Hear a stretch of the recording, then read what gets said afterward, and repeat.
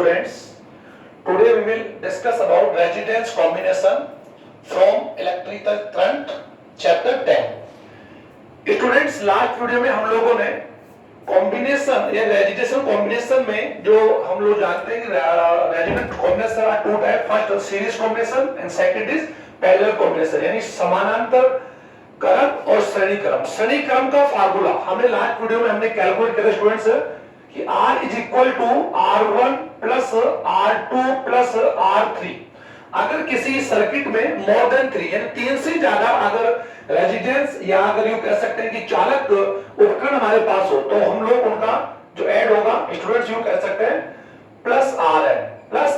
Okay students, इसको आप लोग समझे कि यदि 3 से ज्यादा रेजिस्टेंस या उपकरणों को यदि हम लोग सीरीज या समान श्रेणी क्रम में अगर जोड़ते हैं तो उनके इक्विवेलेंट जो रेजिस्टेंस होगा यानी तुल्य प्रतिरोध का जो मान होगा वो सभी प्रतिरोधों या जोड़े गए जो रेजिस्टेंस है उनके योग के बराबर होगा। ये हम लोग डिस्कस कर चुके हैं स्टूडेंट्स।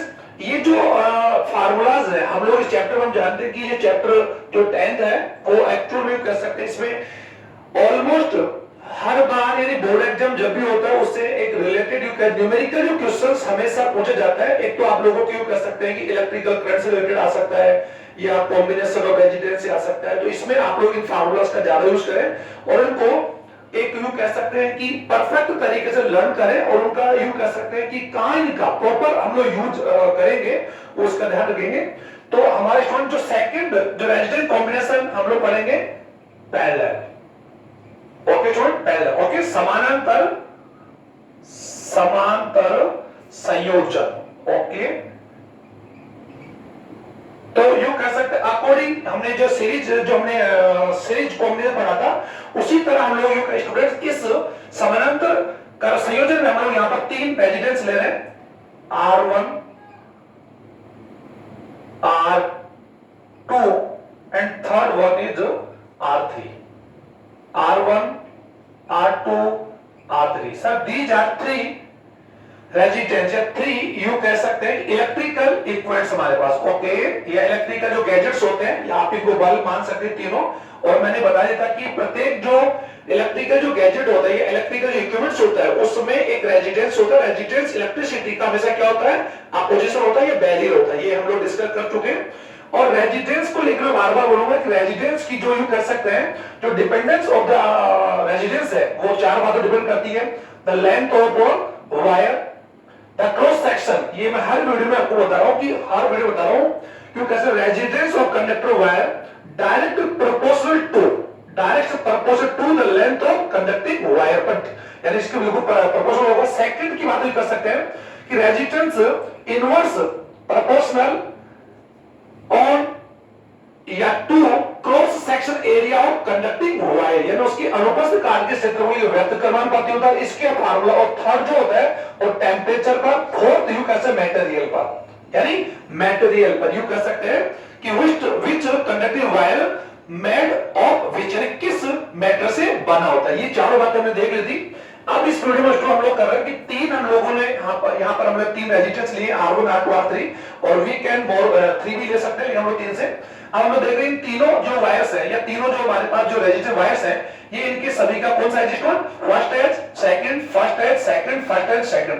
इस कॉम्बिनेशन में हम लोग इस सर्किट को बनाने के लिए स्टूडेंट्स हम इन सभी का जो स्टूडेंट्स जो पहला जो इनके एज होते हैं इनको हम लोग एक बिंदु पर कनेक्ट कर देंगे और जो आखिरी वाला जो कह सकते हैं इनके जो एज होते हैं इनको हम लोग एक बिंदु यू कह सकते बिंदु बी पर कनेक्ट कर देंगे। ओके स्टूडेंट्स, कनेक्ट करने के बाद अब ये यू कह सकते हैं तीनों जो वायर्स हैं वो इनको हमने कॉम्बिनेशन कर दिया। इसी कॉम्बिनेशन को बोलते हैं समांतर यानी parallel combination of wires. Okay, इसको हम क्या करते हैं कि इन तीनों यू कह सकते तीनों जो कनेक्टिंग वायर्स है इनके जो फर्स्ट एज होता है इनको हम लोग एक बिंदु पर या एक पॉइंट पर अटैच करेंगे और इनका जो सेकंड जो एज होता है उसको हम एक पॉइंट पर। ओके, इस प्रकार हम इनके जो एजेस होते हैं यानी इसको हम मान ले ए पॉइंट मान सकते हैं, इसको हम क्या मान सकते हैं बी। अब इनके जो सीरीज होती है इनके जो एज होते हैं इसको हम लोग कनेक्ट विद बैटरी से कनेक्ट करते हैं students. Okay, this is a battery और बैटरी में हम लोग यहां पर यू कह सकते हैं वी कैन कनेक्ट ए कुंजी या की। ओके, अब इसको हम लोग ओपन करते हैं स्टूडेंट, जो कुंजी को हम लोग चालू करेंगे तो ये इलेक्ट्रिकल करंट का क्या वो फ्लो होगा सकते हैं कि इस इलेक्ट्रिकल करंट या आई की वैल्यू को कैलकुलेट करने के लिए हम लोग यहाँ पर कौन से ऑर्डर में, सीरीज में हम लोग यहाँ पर क्या लगा देंगे, एमीटर लगा देंगे। ओके स्टूडेंट, एमीटर, और ammeter always connect in a series combination. अब हम जा सकते तीनों जो वायर्स थे, इन तीनों वायर्स के जो बिटवीन यानी कि एस के बिटवीन जो पोटेंशियल होगा, उस पोटेंशियल को मेजर करने के लिए हम लोग यहाँ पर वोल्टमीटर लगा रहे स्टूडेंट। क्या लगा रहे हैं, वोल्टमीटर। और voltmeter is always connect in parallel combination. It measure to potential या potential different of electric circuit. Electric जो सर्किट होता है, उसके जो वायर्स होते हैं, उसके जो किनारों के बीच में जो पोटेंशियल होता है, उसको एक्चुअली क्या करता है, मापने का काम करता है। दिस इज वोल्टमीटर और दिस इज एमीटर। ओके, इनके डिफरेंस हम लोग पढ़ चुके होंगे। अब हम लोग कंफर्म कर लें कि यहाँ पर यू कह सकते हैं इस सर्किट में जो धारा जो है, लाइट है, उसको फ्लो हमने एमीटर से कर लिया, एमीटर से हमने जो कैलकुलेट जो है वो कैसे वो आई है। अब यहाँ पर क्या होगा कि इस समानांतर क्रम के अंदर जो सबसे मेजर या सबसे जो यू कह सकते मेन पॉइंट क्या होगा कि जोड़े गए जितने भी यू कह सकते वायर्स होंगे, उनका जो पोटेंशियल होगा या पोटेंशियल डिफरेंस होगा, स्टूडेंट्स जो विभव होगा वो क्या होगा, कॉमन होगा। सीरीज कॉम्बिनेशन हमने क्या देखा था कि जो यू कह सकते जो सर्किट होता है या जो करंट होता है, यानी जो विद्युत धारा होती है, वो जोड़े गए सभी उपकरणों में कॉमन होती है, लेकिन समानांतर क्रम के अंदर विभव क्या होगा, कॉमन होगा। और ये विभव हम लोग यहाँ पर मेजर कर लेंगे। ओके, तो जो विभव इस पूरे सर्किट में होगा वही विभव R1 में होगा, वही R2 में होगा, वही R3 में होगा। बट लाइट यू कह सकते हैं, बट करंट में वही, यानी वो क्या होगा, डिफरेंट होगा। ओके, इस पहले R1 जो सर्किट है, उसके अंदर जो लाइट जा रहा है, वो लाइट जो धारा I1, इसमें जाने वाली I2, इसमें जाने वाली I3। ओके सर, तो यू कह सकते हैं इलेक्ट्रिकल करंट में वरी इन पैरेलल कॉम्बिनेशन। ओके सर, या ईच कंडक्टिंग वायर, यानी सभी वायर्स में जो लाइट होगी या जो करंट होगा वो क्या होगा, में वरी यानी डिफरेंट होगा। ओके, तो ये हमारे पास एक कॉम्बिनेशन, ये हम लोग ये कह सकते हैं एक पैरेलल कॉम्बिनेशन बना है। अब हम लोग यहाँ पे स्टूडेंट्स हम लोग इसका कैलकुलेट करते हैं। यू नो, आप जानते हैं कि इस पूरे सर्किट के अंदर अगर यू कह सकते हैं पूरे सर्किट में ये जो तीनों वायर्स है, ये तीनों जो वायर्स है, इनका जो कॉम्बिनेशन हम लोग माने, अगर इनको यू कह सकते हैं तो R यहाँ पर यू कह सकते हैं हम लोग, R यहाँ पर क्या है, इक्विवेलेंट, ये पूरे परिपथ में इक्विवेलेंट, इसको हम क्या मानते हैं, R यहाँ पर इक्विवेलेंट या तुल्य प्रतिरोध है, यानी इस पूरे परिपथ में तुल्य प्रतिरोध, मैं यहाँ लिख रहा हूं स्टूडेंट्स, तुल्य प्रतिरोध, और you know equivalent resistance, sorry equivalent resistance. Okay students, okay, this is sine of the resistance. तुल्य प्रतिरोध R, तीनों या पूरे परिपथ में यू कैसे जो पोटेंशियल डिफरेंस है वो हम लोगों ने क्या क्या माना, V, एंड इलेक्ट्रिकल जो करंट है वो हमने क्या माना students, I। Okay, according Ohm law, according Ohm की नियम V is equal to I R या U I is equal to VR। अब एक बार मैं कॉमनली एक बात बोलना चाहूंगा कि सीरीज कॉम्बिनेशन में हम लोगों ने कह सकते हैं हमेशा हम सीरीज और पैरेलल कॉम्बिनेशन में हम लोग उस डिजिट को यानी उस फिजिकल क्वांटिटी के वैल्यू को हम लोग कह सकते हैं कैलकुलेट करते हैं जो क्या होती है स्टूडेंट्स, डिफरेंट होती है। तो हमने सीरीज में हमने क्या कैलकुलेट किया था, विभव पोटेंशियल को किया था। यहां पर हम लोग किसको कैलकुलेट करेंगे, आई को यानी इलेक्ट्रिसिटी को करेंगे। ओके स्टूडेंट्स, तो हम लोग जानते हैं इसमें टोटल परिपथ में जो अगर इलेक्ट्रिसिटी यानी जो करंट है वो अगर आई है तो उस आई की वैल्यू क्या होगी, टोटल जो रेजिस्टेंस है, तीनों जो जोड़े जो सही तार है उसमें जो लाइट का फ्लो होगा, तो यू कह सकते हैं आई का जो टोटल होगा, तीनों जो विद्युत धारा होगी उनके योग या उनका सम के बराबर। तो I is equal to I1 I2 I3। Okay student, it is equation 1, it is equation 2। Okay, अब हमें इस कैलकुलेट आगे बढ़ाने के लिए हम देख रहे हैं कि हम लोग यूं कर सकते हैं जो रेजिस्टेंस, जो R1 रेजिस्टेंस है, R1 की बात यूं कर सकते हैं। फर्स्ट के लिए हम लोग क्या करेंगे, R1 जो रेजिस्टेंस है उसमें पोटेंशियल की वैल्यू क्या है स्टूडेंट्स, V होगी, क्योंकि मैंने अभी बता दिया कि इस पैरेलल कॉम्बिनेशन समांतर क्रम में जोड़े गए सभी प्रतिरोधों में विभव जो होगा स्टूडेंट्स वो क्या होगा, V होगा, यानी जिसको हम लोग यहाँ वोल्टमीटर मेजर करेंगे। इसलिए हम लोग यहाँ पर R1 R2 R3 के लिए अलग से वोल्टमीटर कनेक्ट नहीं करेंगे। ओके स्टूडेंट्स, अब आप ये कह सकते हैं, हाँ अब इस I की 1 की वैल्यू को नापने के लिए हम लोग यहाँ पर एक एमीटर अलग से लगा सकते हैं, यहाँ पर लगा सकते हैं यहाँ पर। तो ये एमीटर जो हम लोग कनेक्ट कर रहे हैं ये भी कौन सा कॉम्बिनेशन है, तो ये एमीटर क्या करेगा, टोटल सर्किट की इलेक्ट्रिसिटी यानी करंट को मेजर करेगा, और ये I1 जो A1 है वो इसके अंदर जो फ्लो लाइट होगी उसको A2 इस लाइट को A3 इनको, तो इनको हम लोग कैलकुलेट करेंगे। तो R यानी फर्स्ट जो R रेजिस्टेंस के लिए यानी R जो रेजिस्टेंस है उसके लिए पोटेंशियल जो है डिफरेंस है वो क्या V है, और जो करंट है वो कोरेस्पोंडेंस है I है। तो इसके लिए कह सकते हैं I1 होगी, तो इसके लिए कैसे I1 यानी जो I इलेक्ट्रिसिटी होगी उसकी वैल्यू क्या होगी, इज इक्वल टू हम लोग लिख सकते हैं I1 is equal to V upon R1। Okay students, क्योंकि हम लोग अभी मैं बता देता कि इस फार्मूला में हम लोगों को किसकी वैल्यू निकालनी है, इलेक्ट्रिक यानी करंट की वैल्यू निकालनी, और इस फार्मूला में हमको जानते हैं I की, यू कह सकते हैं we have already get the value of I। Okay sir, समीकरण या इक्वेशन फर्स्ट, अब I1 I2 इनकी कैलकुलेट हम लोग कर लेंगे।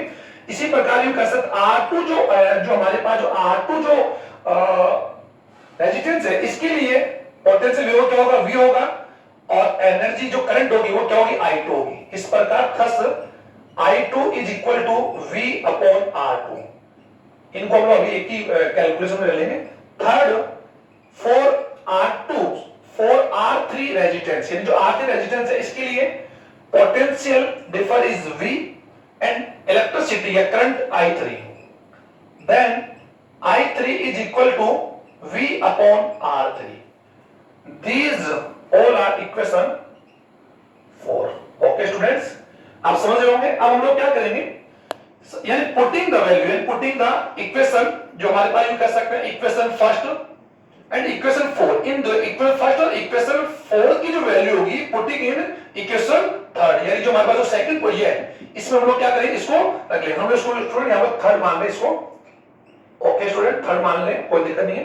अब हम लोग इनकी वैल्यू को हम लोग रखेंगे, तो जो हमारे पास जगह नहीं तो मैं जगह यहां पर यूज कर रहा हूं, आप समझ होंगे। तो इस समीकरण में यानी समीकरण थर्ड में, समीकरण यानी इक्वेशन फर्स्ट और इक्वेशन थर्ड की वैल्यू को रखेंगे, तो हमारे पास जो कैलकुलेशन आएगी वो क्या आएगी students, VR is equal to VR1 VR2 plus VR3। Okay students, हम लोग इसके अंदर क्या कर लेंगे, अब हम लोग इसके अंदर ये कह सकते हैं कि ये जो आप लोगों की जो पोटेंशियल है इसको हम लोग क्या लेंगे, कॉमन ले लेंगे। ओके स्टूडेंट्स, तो VR is equal to V common आ जाएगा, V 1 upon R1 1 upon R2 1 upon R3। Okay students, V cancel by V यानी हम लोग इसको डिवाइड करेंगे तो कैंसिल हो ही जाएगा ऑटोमेटिकली। तो हमारे पास जो आगे जो इक्वेशन बचेगा, मैं यहां लिख रहा हूं, आगे जो इक्वेशन हम लोग यूज कर सकते हैं, we can write this way 1 upon R is equal to 1 upon R1 1 upon R2 1 upon R3। Sir ये हमारे पास जो कैलकुलेट आया है वो क्या आ गया, इस पूरे सर्किट में जो हमने यूं कह सकते हैं जो पहले जो कॉम्बिनेशन है उसका जो टोटल हम लोगों ने मैंने लिया था स्टूडेंट, ये कोई स्टूडेंट्स है इक्विवेलेंट रेजिस्टेंस है, और हम जानते हैं कि अगर यूं कैसे R इज इक्विवेलेंट रेजिस्टेंस, तो then 1 upon R is reverse, यानी यू कह सकते हैं रिवर्स यानी इनवर्स ऑफ इक्विवेलेंट रेजिस्टेंस, यानी इक्विवेलेंट रेजिस्टेंस के क्या है स्टूडेंट्स, व्यक्त क्रम। तो हम लोग क्या बोल सकते हैं कि तुल्य प्रतिरोध का जो वैल्यू होगी, तुल्य यानी समांतर क्रम में तुल्य प्रतिरोध के व्यक्त क्रम का वैल्यू, इनवर्स की वैल्यू जोड़े गए सभी प्रतिरोधों के इनवर्स की वैल्यू के योग के बराबर होगा। आप इसको समझिए कि जो इन जोड़े के जो प्रतिरोध होगी इन सभी का इनवर्स, इन सभी के इनवर्स का जो टोटल होगा वो सर यू कह सकते हैं it will be equal to reverse of equivalent resistance. Okay, इसको आप लोग समझ गए होंगे। तो समांतर क्रम में जोड़ा गया तुल्य प्रतिरोध का जो मान होगा इन तीनों में सबसे जो ज्यादा होगा उससे भी क्या होगा, कम होगा। वो मैं आपको एक कैलकुलेट करके बता रहा हूं स्टूडेंट्स। हम लोग यूं कर सकते हैं, हम लोग यहां R1 की वैल्यू हम लोग ले रहे हैं, R1 की वैल्यू हमने ले ली 1 ओम, R2 की वैल्यू 2 ओम, R3 की value 3 ohm. Okay sir, these 3 resistance okay sir which connect in parallel combination जोड़ा गया। अब हम लोग इसका जो इक्विवेलेंट जो रेजिस्टेंस आएगा उसकी वैल्यू हम लोग कैलकुलेट करते हैं कितना आता है। ओके स्टूडेंट, तो according this formula, okay sir, we will use this formula. Okay, तो इस फार्मूला में हम लोग वैल्यू रखेंगे 1 upon R is equal to, R हमें कैलकुलेट करना है 1, R1 is equal to 1 upon 1 1 upon 2 1 okay student, तो ये आप समझ गए होंगे, इस प्रकार आप अभी देख लेंगे। तो हम लोग इसका एलसीएम कैलकुलेट कर लेंगे। एलसीएम हम लोग जो नीचे का जो यू कह सकते हैं, इनको हम लोग मल्टीप्लाई करें तो इसका एलसीएम क्या होगा स्टूडेंट्स, 6 होगा। इसको हम कैलकुलेट करेंगे, 6 प्लस 3 प्लस 2 एंड 2 1 जा 2। ओके स्टूडेंट्स, आप एक बार वापस से कैलकुलेट कर लें। इसमें हम लोग इसका डिवाइड देंगे, 6 बार जाएगा 6 मल्टीप्लाई 6 1 जा 6, इसको हम देंगे 3, तो 3 वैल्यू का 3 1 जा 3 और 2 1 जा 2 equivalent 11 upon 6। Sir its value is equal to 1 upon r is equal to 11 upon 6। हम इसको क्रॉस मल्टीप्लाई करेंगे।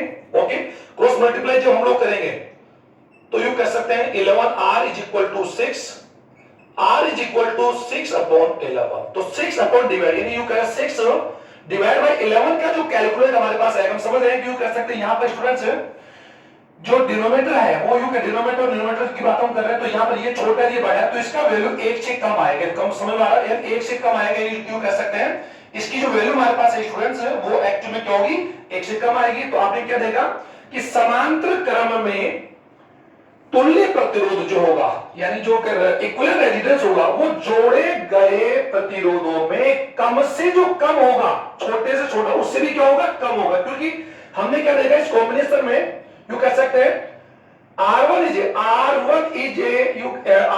a smaller, या R1 is a lesser resistance in this circuit, okay sir, and R3 is a greater।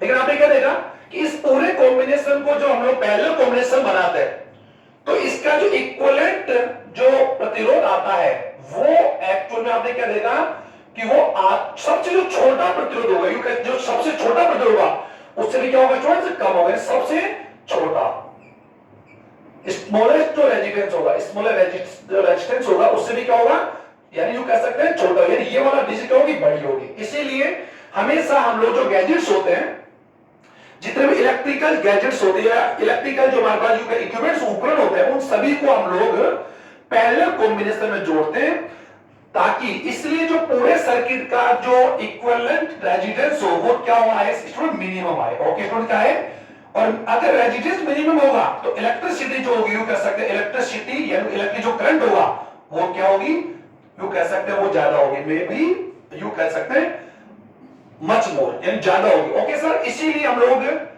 Domestic जो equipments होते हैं, उपकरण होते हैं, उनको हमेशा हम लोग समांतर क्रम में जोड़ते हैं। लेकिन समांतर क्रम के अंदर कुछ यू कह सकते हैं कि डिमेरिट्स भी है और कुछ एडवांटेज भी है और कुछ डिसएडवांटेज भी है।